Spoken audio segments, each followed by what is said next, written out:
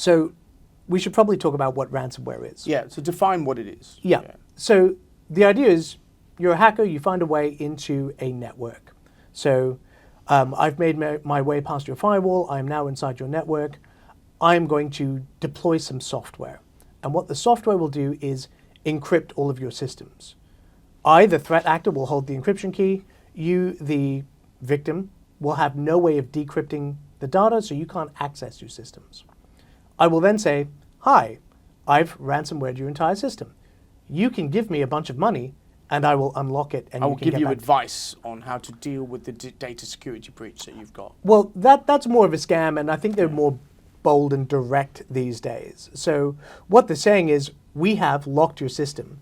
You will not be able to get into this system unless we give you the encryption key. And we won't do that unless you give us this much money. Generally in a cryptocurrency like Bitcoin or what have you. So that's the first stage of the ransom, right? We're holding your data ransom, pay us or you won't get it back. We have taken your system hostage.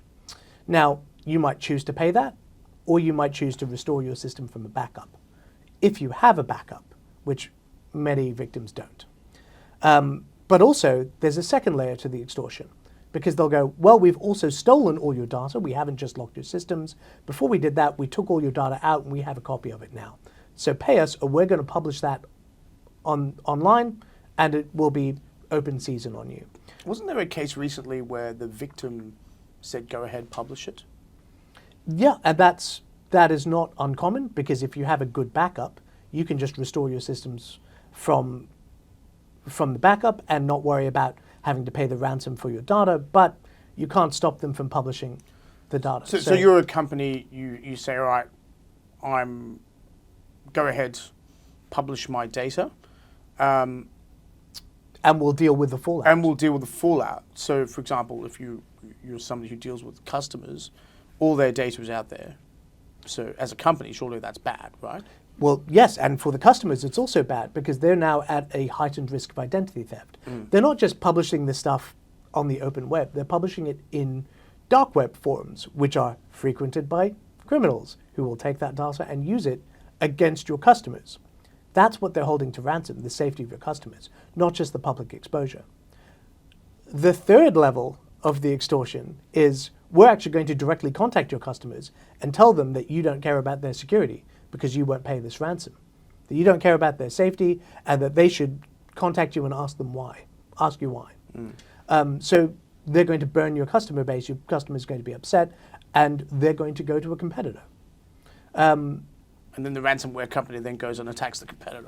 Yeah, maybe so. They're looking for... We're in the wrong business. Well, I mean, there was one gang I was looking at in 2021, Revil. They took $80 million in 2021 that we know of. And data breach reporting is partial. A lot of people will not report if they don't have to or if they can avoid it, because it's embarrassing to the company. So no one wants to admit that they've paid a Russian ransomware gang $5 million when they should have been doing a better job on keeping their systems secure. So when do you get called in? Do you get called in after an attack has happened, or do you get called in before an attack has happened, or how does it work? So both, and the balance is shifting. It used to be that we would be called in when an attack had happened, and then we would assist them to move through the attack, and then after that, it would be very easy to get internal funding to improve systems. But what does help somebody through an attack mean? So attacks can take weeks, or at least the process of responding to an attack can take weeks. So I've attacked you. I've locked down your system. As you frequently do. Yes, quite true. So I've attacked you. I've taken all your data. I've locked down your system. You're now involved. What's the process? So let's say we've been called in because somebody's experienced an attack. Great. The first stage would be we'll bring in the cybersecurity team and they will try and resecure the perimeter. So they will try and find out whether the attacker is still within the network. If so, kick them out.